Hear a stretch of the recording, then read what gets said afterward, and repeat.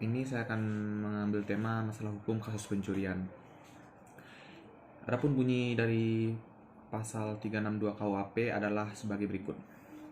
Barang siapa mengambil sesuatu yang sama sekali atau sebagian termasuk kepunyaan orang lain dengan maksud akan memiliki barang itu dengan melawan hak dihukum karena pencurian dengan hukum penjara selama-lamanya 5 tahun atau denda sebanyak-banyaknya denda paling banyak Rp900.000.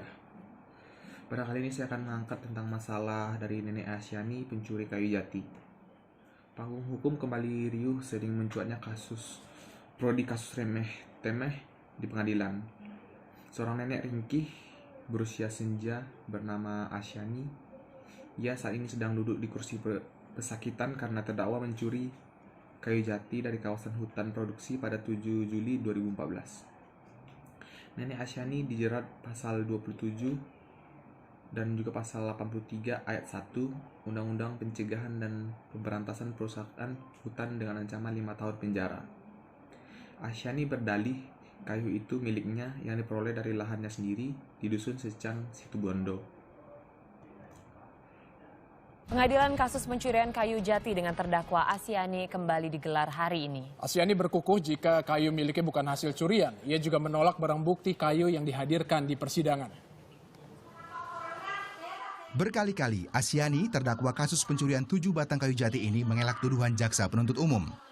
Dalam persidangan lanjutan di Pengadilan Negeri Situbondo Selasa siang, Asyani tetap berkukuh tak mencuri 7 batang kayu jati milik perhutani. Dengan 38 barang bukti kayu jati hasil pencurian juga dihadirkan jaksa. Namun Asyani memilahnya dan hanya mengakui 18 potong kayu olahan. Selebihnya bukan miliknya.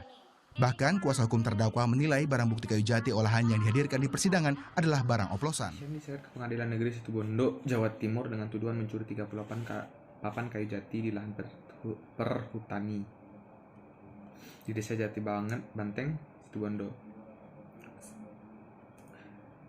Nenek 4 anak itu kemudian ditahan pada 15 Desember 2014. Selain Asyani, 3 orang lain juga ikut ditahan, yakni menantu Asyani, Ruslan, pemilik mobil pickup, Abdul Salam, dan Sucipto, tukang kayu.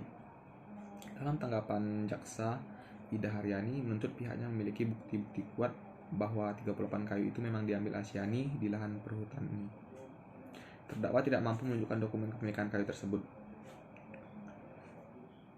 Padahal faktanya kayu jati itu ditebang dari lahan milik Asyani yang telah dijual pada 2010. Ada surat keterangan kepala desa kalau lahan tersebut dulunya milik Asyani. Asyani juga menyatakan itu secara langsung di hadapan majelis hakim ketika memohon ampun, dan menurut dia kayu jati itu peninggalan suaminya yang telah meninggal. Saudara, harapan Nenek Asyani yang didakwa mencuri 7 batang kayu jati untuk lepas dari jerat hukum pupus sudah. Ya, Majelis Hakim Pengadilan Negeri Situbondo menjatuhkan vonis 1 tahun penjara serta denda Rp500 juta.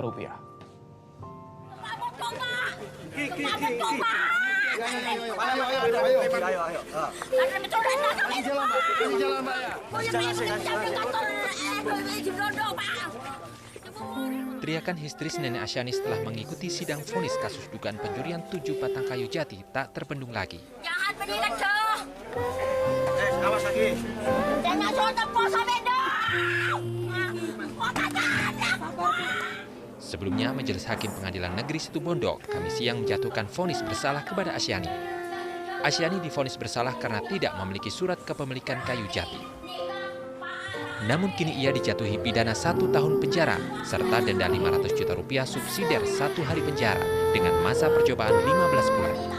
Ini artinya untuk sementara Asyani tidak menjalani hukuman penjara kecuali jika ia kembali melakukan pelanggaran. Arif Hidayat, Kompas TV Situbondo, Jawa Timur. Dari kasus Nenek Asyani ini kita dapat melihat bahwa hukum di Indonesia sangat lemah. Bagaimana saya katakan juga sangat lemah, pasalnya bahwa kasus-kasus kecil yang bisa sebenarnya diselesaikan secara keluargaan seperti ini diperbesar, dan malahan kasus-kasus seperti korupsi yang pencuriannya lebih banyak lagi bertriliunan bisa hilang begitu saja. Saya harap kasus kejadian seperti Nenek Asyani ini adalah yang terakhir, dan korupsi menjadi masalah yang harus bisa ditegakkan oleh pemerintah. Semoga kedepannya hukum Indonesia Indonesia menjadi lebih baik lagi. Sekian dari saya, mohon maaf.